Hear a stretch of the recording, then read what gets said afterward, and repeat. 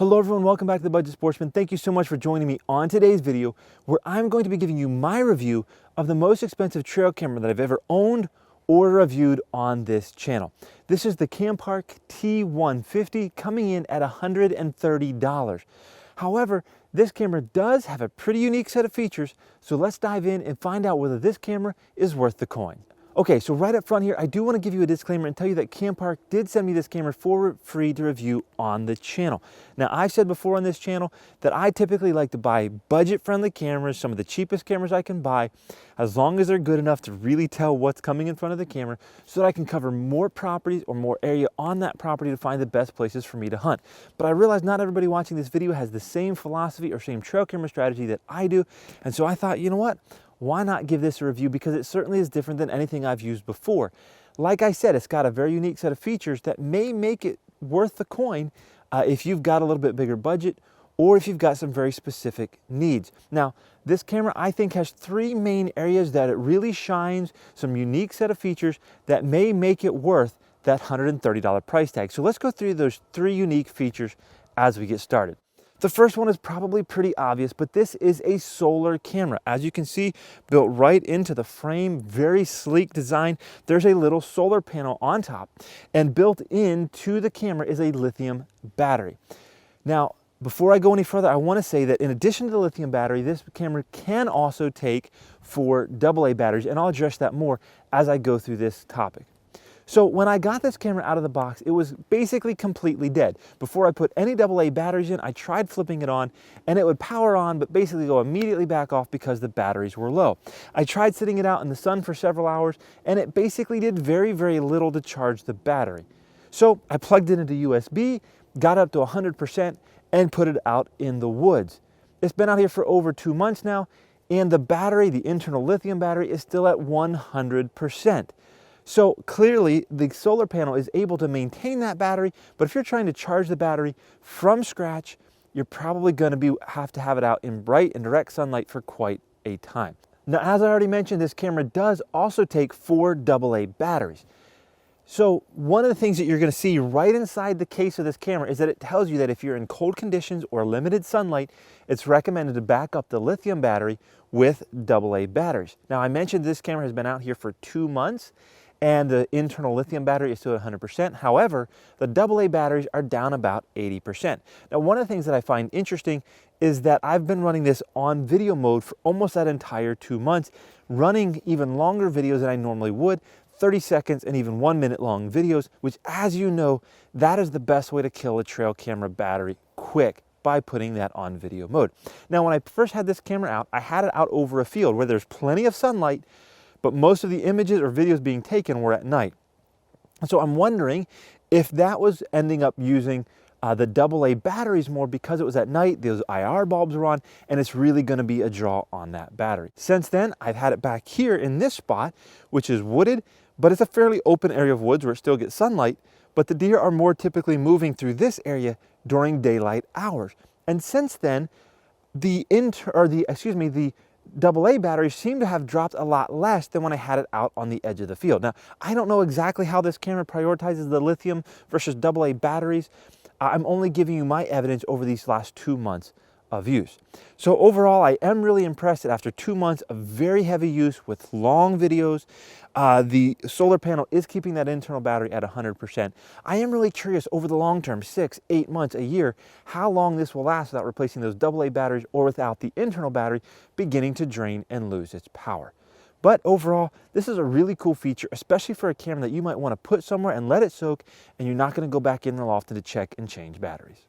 Now, the second really interesting feature about this camera is that this is a Wi-Fi enabled camera. Now, let me be quick to say it can be really confusing the difference between a Wi-Fi camera and a cell camera.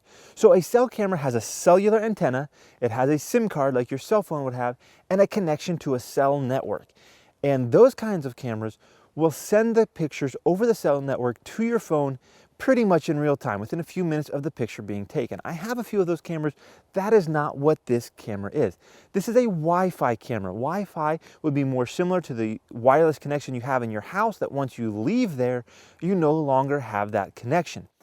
And so what's really interesting about this camera is I can walk up, and as long as I'm within about 20 yards or 60 feet, I can open the app on my phone, connect to Bluetooth, and once I'm connected to Bluetooth, I can enable the Wi-Fi, connect to Wi-Fi, and then I can control the camera from my phone. I can see the live view of what the camera's seeing, but I can also download the images and videos directly to my phone. Again, you do have to be within that 20 yards or 60 feet approximately radius. This is not something that's going to send it to you from miles away when you're sitting in your home. That's not what this does, but this is still a pretty cool feature to be able to live view and preview on your phone exactly the angle of the camera, as well as download those pictures and videos. One thing I do want to mention is that if you're taking those longer 30-second and 1 minute long videos like I've been doing, it is going to take quite a while to transfer those to your phone. So if you're using this primarily for video mode, I wouldn't really suggest using the phone as your primary way of getting the videos off of the camera. I would still recommend taking the card out, putting it in a computer, and copying them over. But it is great if there's maybe a picture or a video file or two that you want to download and just check what it is. The phone is a really great way to do it. Now, another thing that really worked for me that kind of surprised me is that I was actually hunting this spot this year in the tree stand about 15, 20 yards away. And I'd come in the morning, climb up into my stand, and I'd actually be able to open the app and check if there's any new activity on the camera since the last time I hunted. Now, that was a feature and a use that I really didn't envision or anticipate, but to me, that's actually the ideal use for the app and for the phone because you don't have to actually mess with it and come right up to it and leave any scent in that area. And you can do it from your tree stand when you get a little bit bored. Now, one thing I will warn you about is I was sitting in my tree stand transferring some files. It was taking quite a while. And I looked down through the trees and I realized that there was a red glowing light on the front of the camera. I guess it was indicating that the Wi-Fi was on and it was transferring. So I was a little bit worried about that potentially spooking deer. And so I kind of ended up stopping the transfer and just putting it away since I was in prime time. Now, I do want to mention the app. The app is not the most sleek, beautifully designed app. It is a little bit clunky. It's not the most beautiful design of an app. However, I have found it to be fairly reliable and works fairly well. So overall, I do have to say that I've really enjoyed using the app, using the Wi-Fi to change settings, to check that live preview, as well as to download images and videos to my phone. So the third feature that I want to point out that might make this camera worth the coin is the image and video quality. Now, I have to tell you right up front, I think this camera probably has the best image and video quality of any camera I've ever used. And another thing that really surprised me is the audio on the video files. I could actually hear turkeys clucking, I could hear the deer walking by, I could hear the footsteps in the leaves, and that is something that I haven't ever really had good experience with on other cameras that really surprised me on this camera. So don't take my word for it. I'm going to roll a bunch of pictures and videos and let you see the quality and make up your mind for yourself.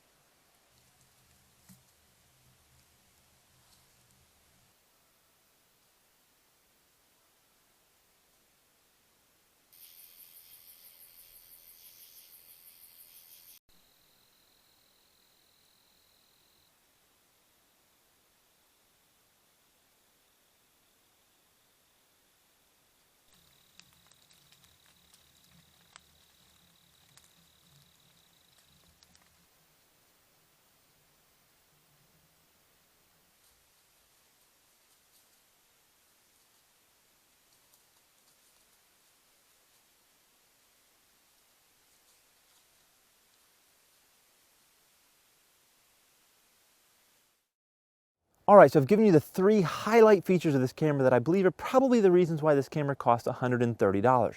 But let's go ahead and dive a little deeper into the build quality and other features that maybe are a little less noteworthy. So overall, the build quality is pretty good, has this nice camo pattern on the front with a solid color background. It blends in with the tree pretty well. Cool design. Now, one thing I'll mention is the strap. It is an okay strap. It's typical of the kind of straps that you get from trail cameras made by some lesser known companies. It's not my favorite trail camera strap design, but overall it gets the job done. Now, one thing I want to point out to you is that when you open the trail camera here, there's two latches on the side, and when you open it, all of the weight, the solar panel, the camera, all the electronics, the internal battery, the AA batteries, all are on the door. None of it stays on the part that's connected to the strap. And so what tends to happen is when you open that door, it tends to sag down on this side. That's not a big deal, certainly not a deal breaker. But it is something that you want to be aware of, and when you close it back up, make sure you get it straight again so that you're not, well, at least if you're OCD like I am, you're not bothered by the rest of your pictures being crooked the next time you come back and check. Now, inside you do have a screen here, which also allows you to do live preview as well as review your pictures and images, and overall I've been really pleased. Now, I've said before that I always prefer a camera where the camera stays pointed in the same direction when you open the door.